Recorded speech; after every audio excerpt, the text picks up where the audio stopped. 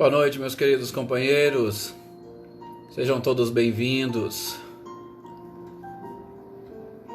Boa noite, Reinaldo. Boa noite, Silvano. Boa noite, Dona Edir e seu Milton. Boa noite, a Célia, a Selma, Adriana Alvarenga, Rosana. Boa noite, seja bem-vinda. Ricardinho e Lúcia. Kelly, boa noite.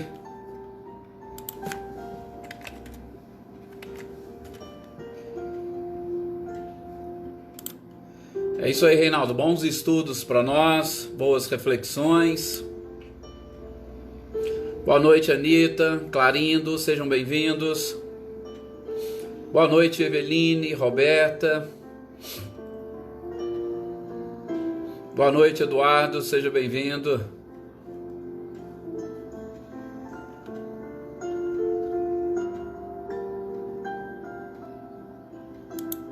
Estudos para nós, boas reflexões. Cecília, seja bem-vinda, boa noite, Ana Lúcia. Boa noite, Célio. Luísa, Nalim, seja bem-vinda.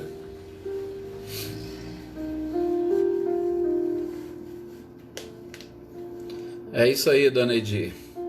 Adriana Valério, boa noite.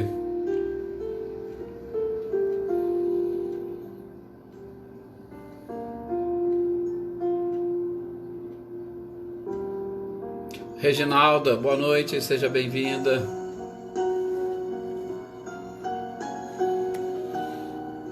Gislaine, boa noite. Alex, boa noite, seja bem-vindo. Boa noite, Maê. Cláudio Honor e Eliane, boa noite também para vocês, sejam bem-vindos.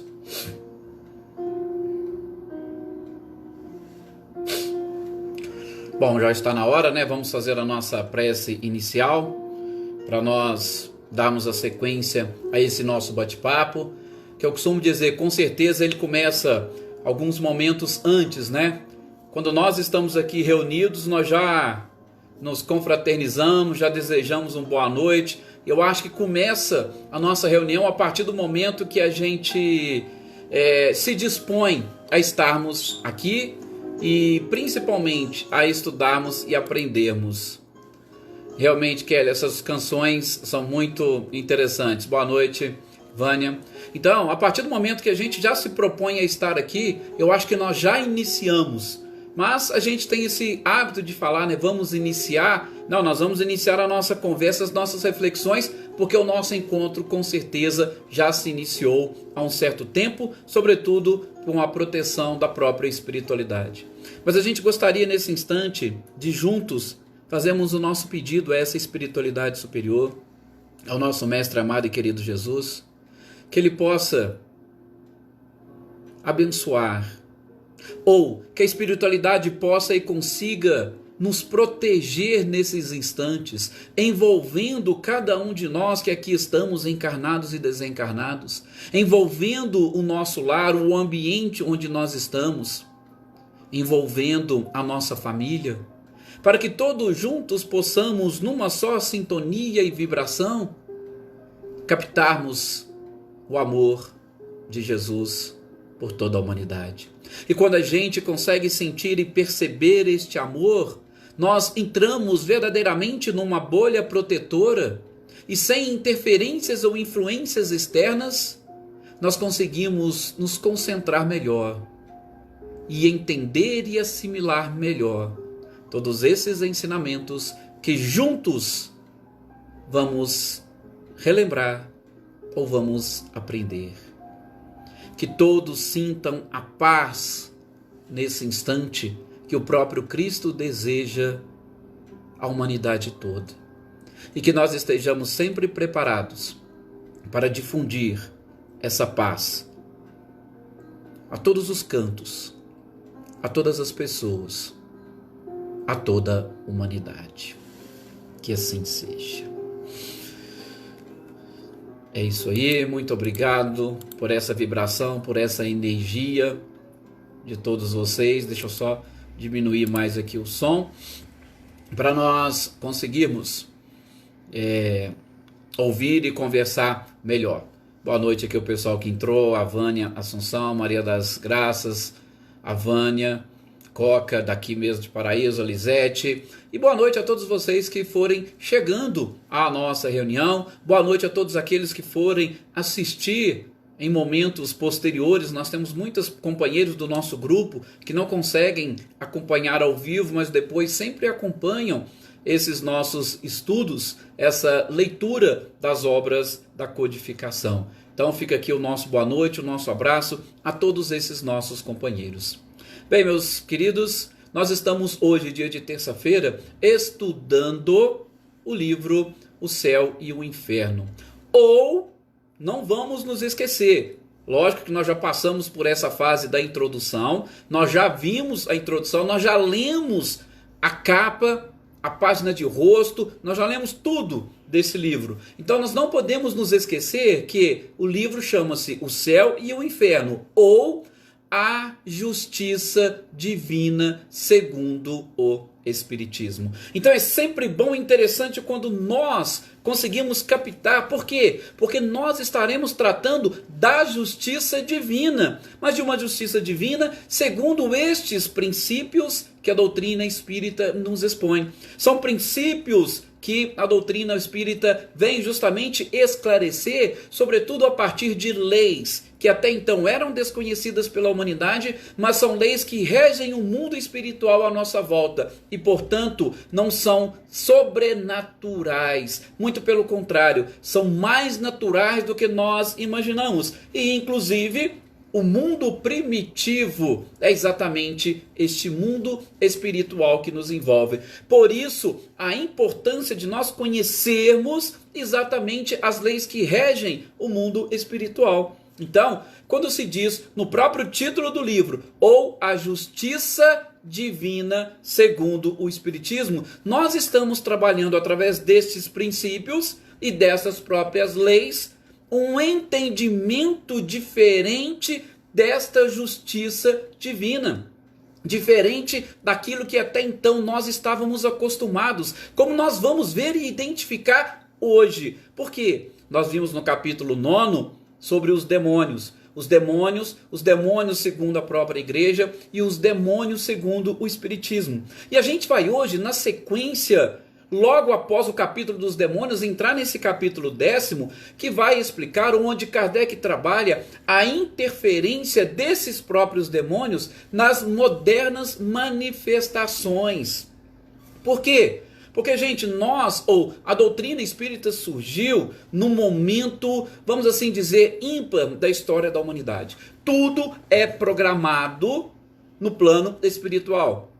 É lógico que essa programação nós, particularmente, não temos acesso. E, sobretudo, a espiritualidade superior trabalha, inclusive, com as dificuldades da própria criatura humana. Então, o momento foi oportuno? Poderia ter sido no momento anterior? Não sabemos. Talvez, ou melhor, isso faz parte de determinados mistérios que nós ainda não temos acesso. Mas nós vamos identificar neste ponto como que foi interessante todo o processo, todos os avanços que nós tivemos a partir de determinada época e importantes exatamente para esse entendimento da justiça divina e, sobretudo, do papel dos demônios, segundo a própria igreja, nessas modernas manifestações. Gente, eu sei que às vezes fica difícil aqui, só abrindo parênteses, mas eu gostaria também de deixar aqui um abraço a todas essas pessoas que vão entrando. Tem gente que acha muito importante, eu também acho a participação de vocês muito importante. Só que assim, pena que a gente não dá para ficar cumprimentando todos, tá? Então eu peço desculpa àqueles que a gente não cumprimenta, mas agora que várias pessoas entraram na nossa sala, o Zé Ricardo, a Adair, a Shirley, a Zezé. Então assim, fica aqui o nosso abraço, o nosso carinho todo especial para vocês, tá? Mas desculpa, a gente vai dar sequência até mesmo porque o nosso tempo costuma ser curto. Então por isso que eu cumprimento apenas e tão somente no início das nossas conversas. Bom, Para começar, nós estamos falando da intervenção dos demônios nas modernas manifestações. Primeiro eu preciso dizer para vocês, em cima do título, o que seriam as modernas manifestações. Porque a interferência e demônios a gente já viu e nós vamos continuar conversando sobre elas. Mas essas modernas manifestações, que Kardec quer dizer, são exatamente as manifestações espíritas que estavam acontecendo naquela oportunidade. Que estavam exatamente revolucionando a sociedade daquela época, sobretudo através das mesas girantes. A gente sabe, nós já estudamos, que Kardec foi chamada a atenção exatamente para esses fenômenos das mesas girantes que estavam ali ocupando os salões das grandes cidades, em especial Paris. Então, essas manifestações nada mais eram do que as manifestações mediúnicas que estavam com certeza invadindo a Europa naquela época, tá? E o detalhe que nós conseguimos perceber nessas anotações de Kardec, ou quando ele chama a atenção para esse título, e a gente vai desenvolver isso nesse capítulo, não nos esquecendo que sempre um título tem como objetivo chamar a atenção do leitor para aquilo que vai ser desenvolvido no decorrer do capítulo. E Kardec, como um pedagogo que ele era, e um pedagogo por excelência, aluno e colaborador de Pestalozzi, ele sabia muito bem colocar ou identificar no título todo o conteúdo que seria desenvolvido. E nós vamos ver que quando ele trabalha ou quando ele lança a intervenção dos demônios nas modernas manifestações, ele está exatamente chamando atenção para que naquela época, ou um pouco antes, nós estávamos na era da Inquisição. Eu já falo rapidamente disso.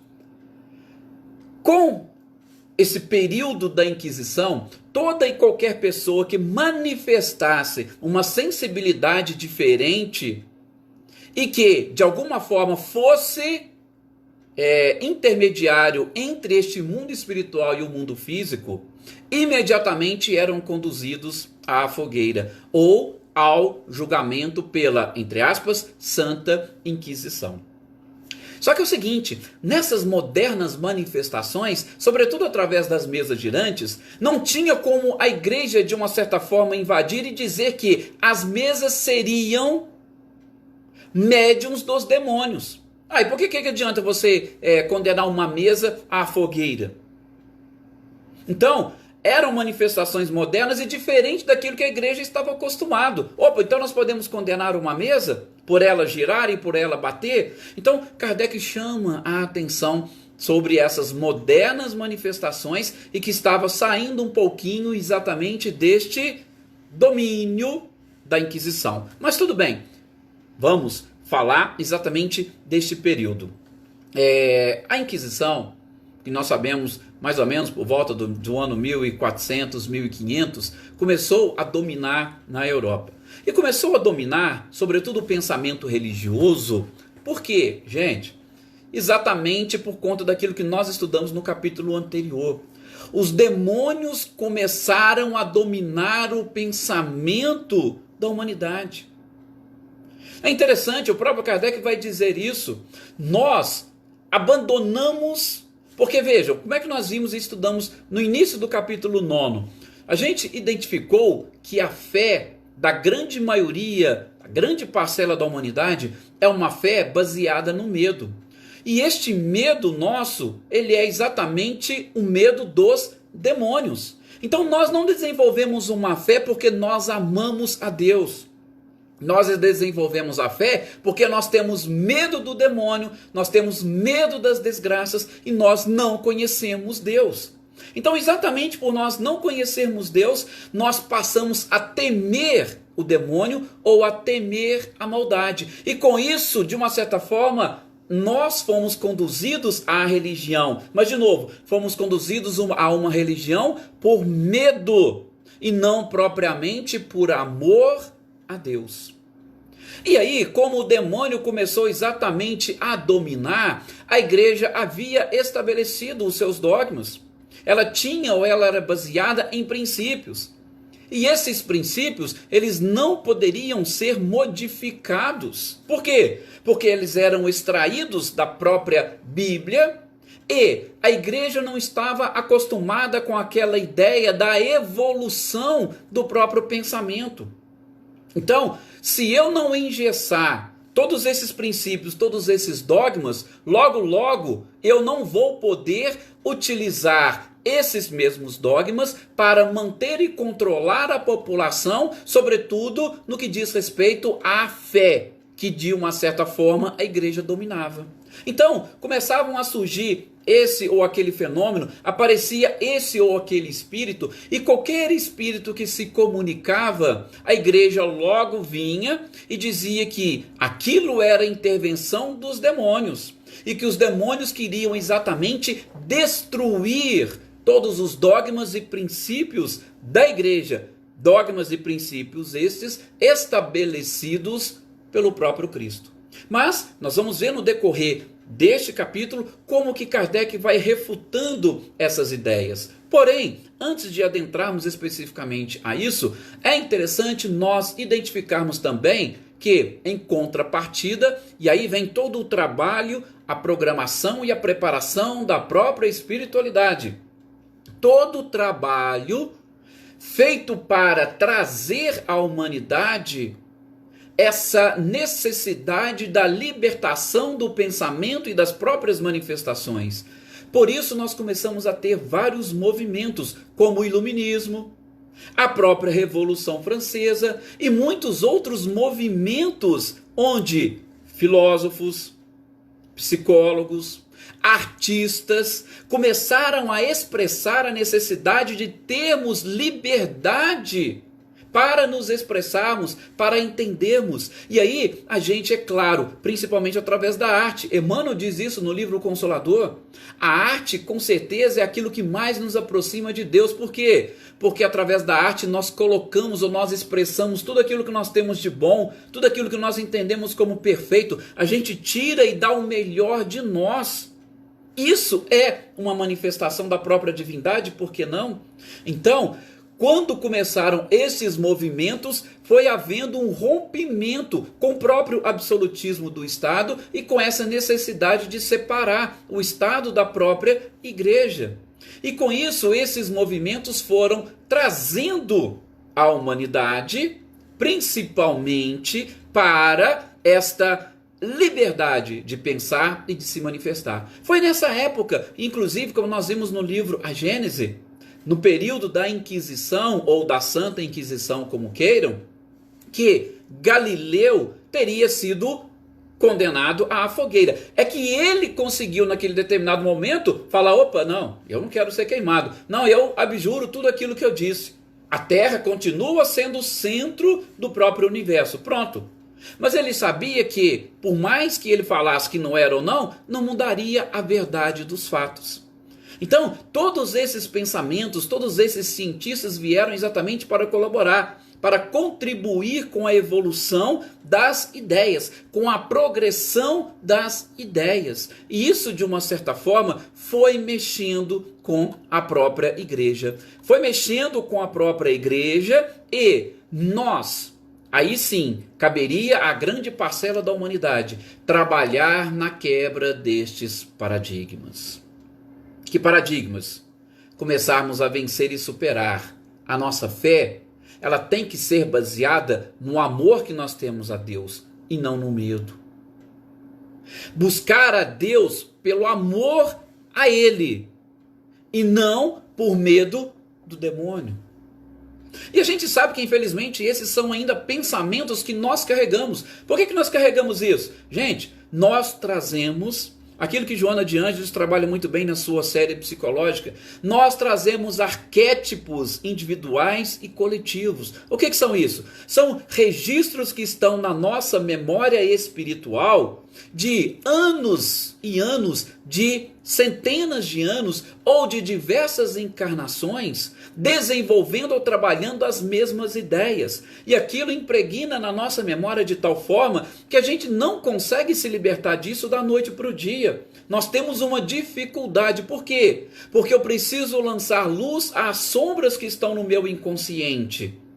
E para isso eu preciso reconhecer que essas sombras ali estão e eu preciso aprender a trabalhar exatamente para lançar luz sobre elas.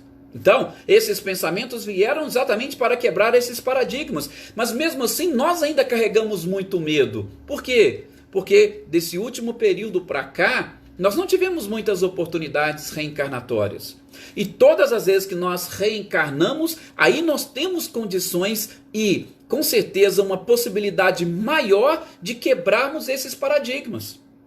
Quando a gente encarna e volta neste processo, facilita exatamente a nossa compreensão, aí a gente vai colocando ou jogando por terra todos esses dogmas e princípios que são contrários à própria justiça divina, ou contrários a Deus.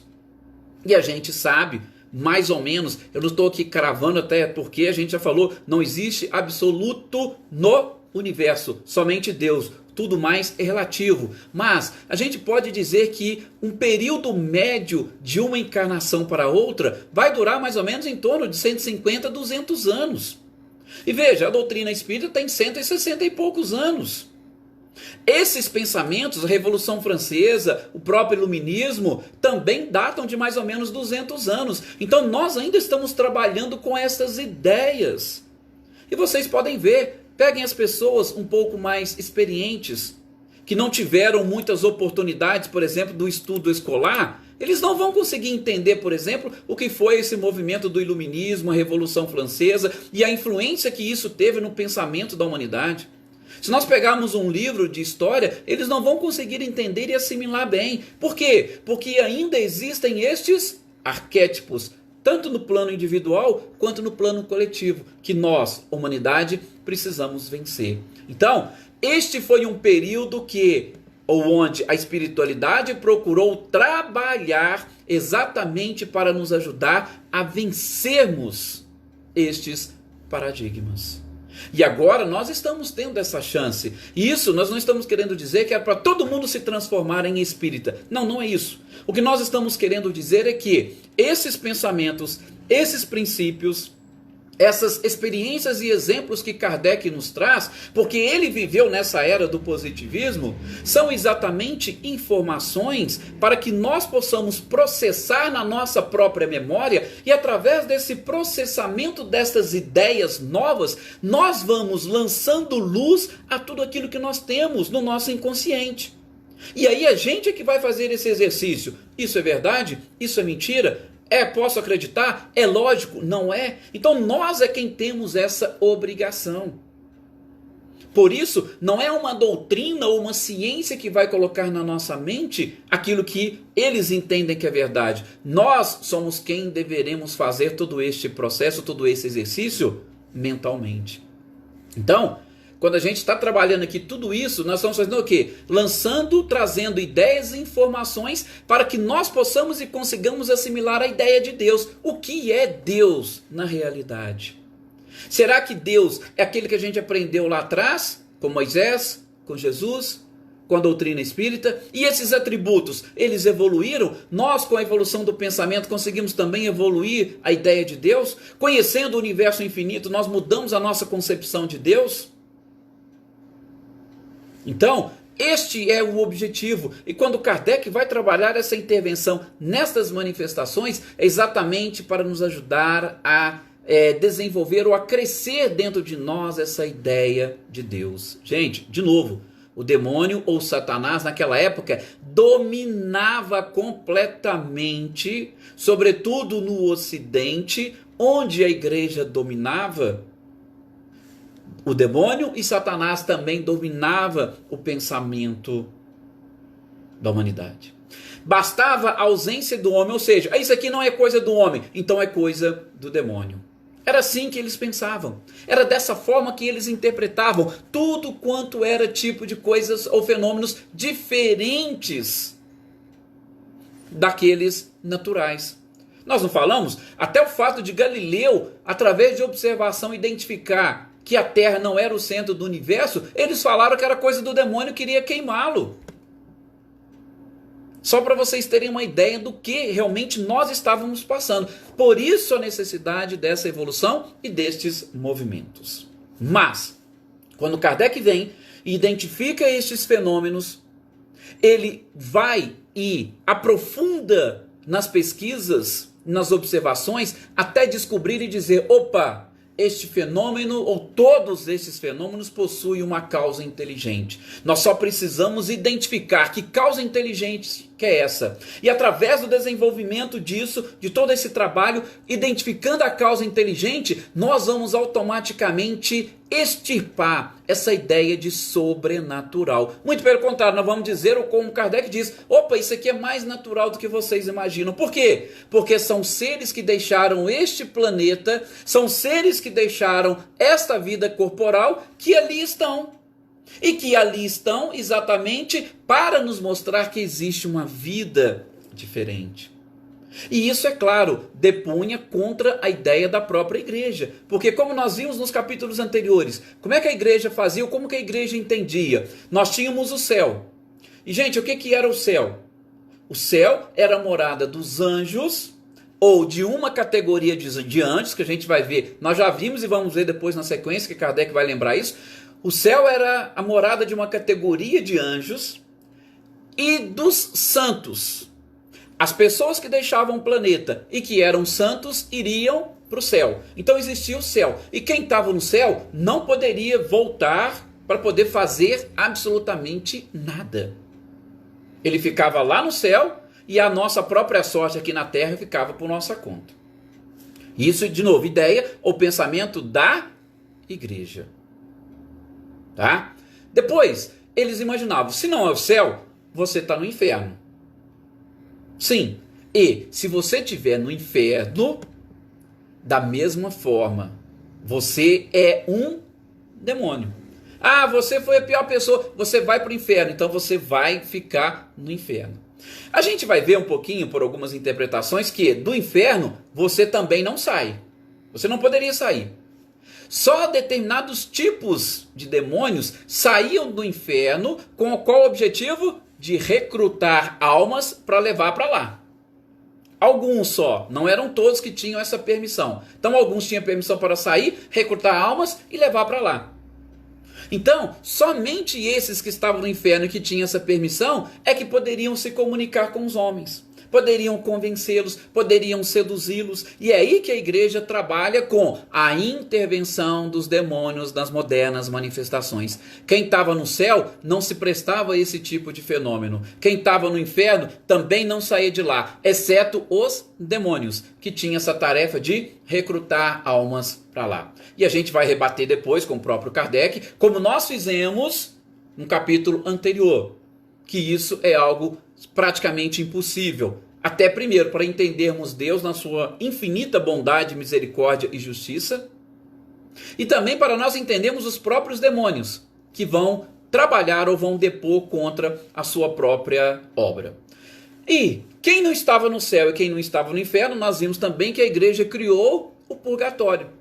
E o purgatório, nós vimos que também pelo pensamento da igreja, as pessoas não saíam de lá. Ia para lá quem não tinha sido tão bom, mas também não foi tão mal. E as almas que lá estavam só saíam de lá depois de muitas orações, e de lá elas sairiam para ir para o céu. Elas não vinham para o inferno, elas ficariam um tempo no purgatório e de lá iriam para o céu. E elas só poderiam sair do purgatório através dessas orações. Elas não poderiam sair por vontade própria. Então, elas não poderiam se comunicar. Então, tá vendo? Pelo pensamento da igreja, apenas então somente alguns demônios que estavam no inferno poderiam sair para se comunicar com os homens. Então, nestas modernas manifestações, aí é onde eles vêm, só poderiam comunicar os demônios. Mas, aí vem Kardec, com todo o seu trabalho, com toda a sua perspicácia, com toda a sua vontade de descobrir a verdade, ele começa a fazer as anotações, conversa com um, conversa com outro, e através da razão, combinada com a observação, ou com todos os métodos científicos colocados à sua disposição, ele vem montando uma doutrina exatamente para nos mostrar que existe um mundo espiritual à nossa volta. que nós precisamos entender de uma maneira correta aquilo que nós chamamos de céu, que nós chamamos de inferno e que nós chamamos de purgatório. E que existem diferentes, olha que é a nossa aula de ontem, lembra? Existem diferentes estados de alma na erraticidade. E essas próprias almas é que vêm e que trazem para nós as suas experiências, que trazem para nós os seus relatos e que faz com que o próprio codificador, juntamente com a espiritualidade, consiga montar toda esta doutrina. E é claro, e aí vem os religiosos, sobretudo os teólogos, para criticar essas mensagens, essas comunicações. Por quê? Porque quando você depunha contra um dogma ou um princípio da igreja, que seja do céu, do inferno ou do próprio purgatório, segundo a igreja e segundo alguns teólogos, seriam almas, ou seria o próprio demônio que, através de todo o seu poder de manipulação das mentes, queriam destruir toda a igreja do Cristo a partir do momento que iriam destruindo os seus próprios dogmas. E que estes dogmas já existiam há 18 séculos e que isso era verdade. Dogma é considerado uma verdade e uma verdade imutável. Então, quando você traz um espírito, ou quando um espírito vem e traz uma comunicação, essa comunicação, dependendo de todo o seu conteúdo, e ainda que seja de um conteúdo que não traz muita interferência, mas o simples fato de você falar que você que esteve, você viveu e que você está voltando para dar comunicação, já estava depondo contra alguns dogmas e princípios da própria igreja. Mas, como nós dissemos e o próprio Kardec repete, ou melhor, nós repetimos aquilo que Kardec colocou. Eu até vou abrir um parênteses para lembrá-los. É sempre bom a gente ilustrar um pouquinho, algumas manifestações, algumas colocações. Tem no livro de Encontros com Chico Xavier, de César Carneiro, ele conta de uma senhora que chegou lá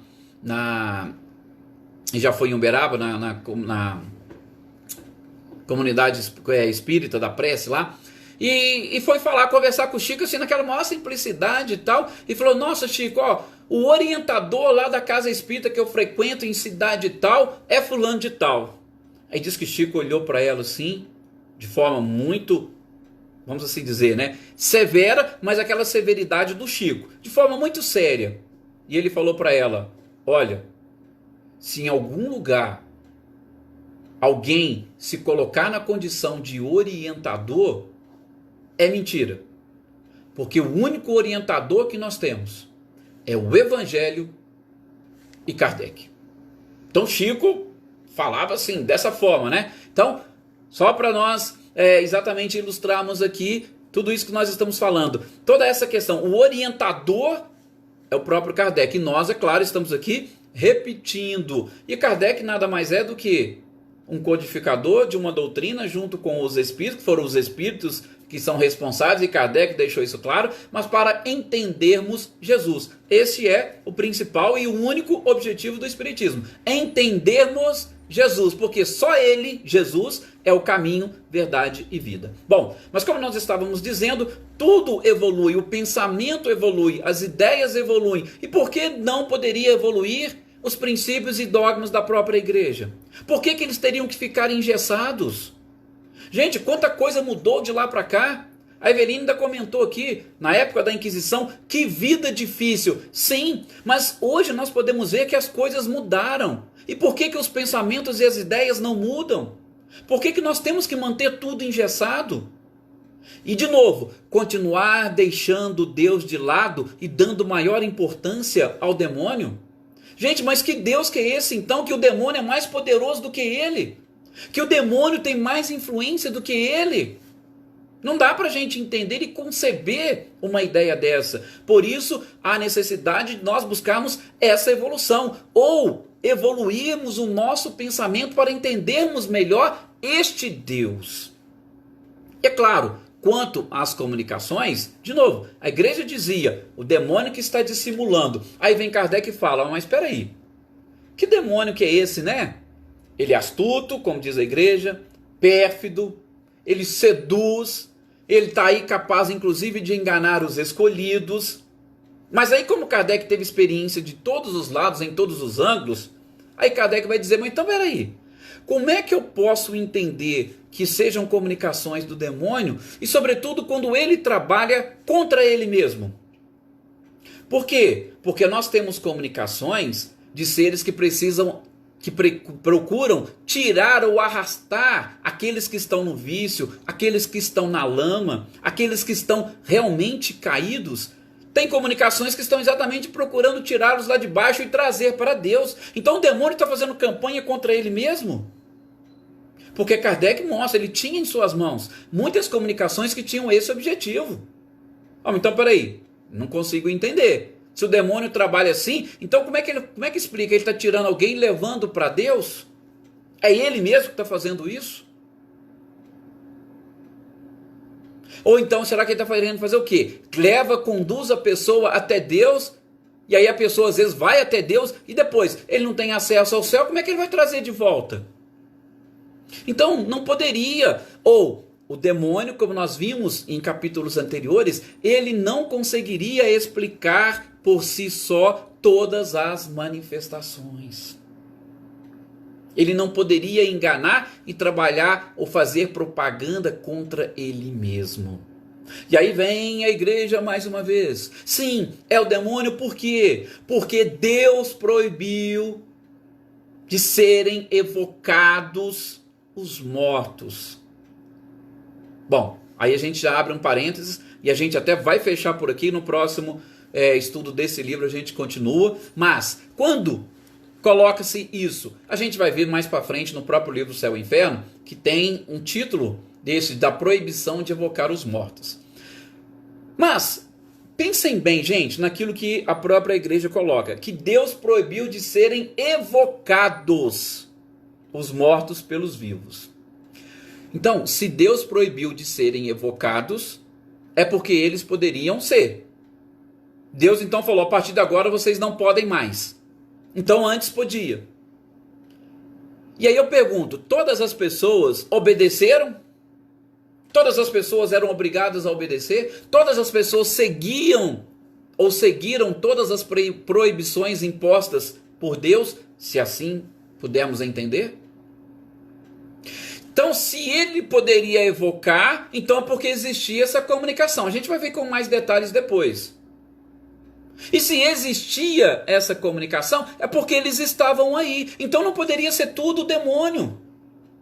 Então veja, a igreja às vezes vem com determinadas ideias, mas ela não analisa como um todo.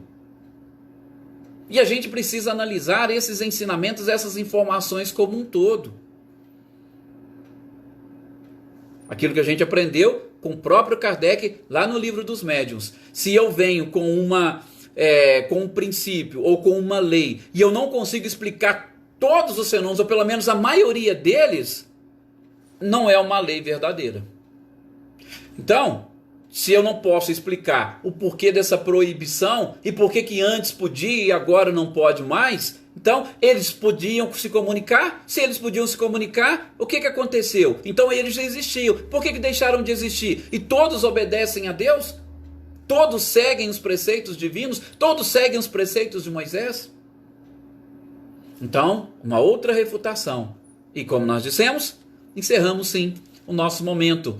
Eveline, infelizmente, é um tempinho. O tempo às vezes é curto, mas a gente consegue fazer reflexões profundas sobre determinados aspectos. E aí a gente vai depois dando sequência, tá? Fica aí o convite para todos vocês depois acompanharem na própria página do Facebook da AME. Também já falei para vocês, eu tenho um canal lá no YouTube que eu coloco o título de cada livro. Se vocês quiserem pegar depois na sequência, podem pegar lá e acompanham esses estudos, podem divulgar, fica à vontade, tá? Mas eu acho que esse tempo é um tempinho necessário, que nós possamos e consigamos fazer as nossas reflexões, fazer essa leitura nesse período de pandemia, de distanciamento social, que a gente consiga nos aproximarmos vibracionalmente e, sobretudo, por intermédio dessa doutrina maravilhosa. Muito obrigado a todos, muita paz a todos vocês e uma excelente noite. E até o nosso próximo encontro. Amanhã, quarta-feira, é dia de nós lermos um pouquinho mais do livro A Gênese. Que assim seja.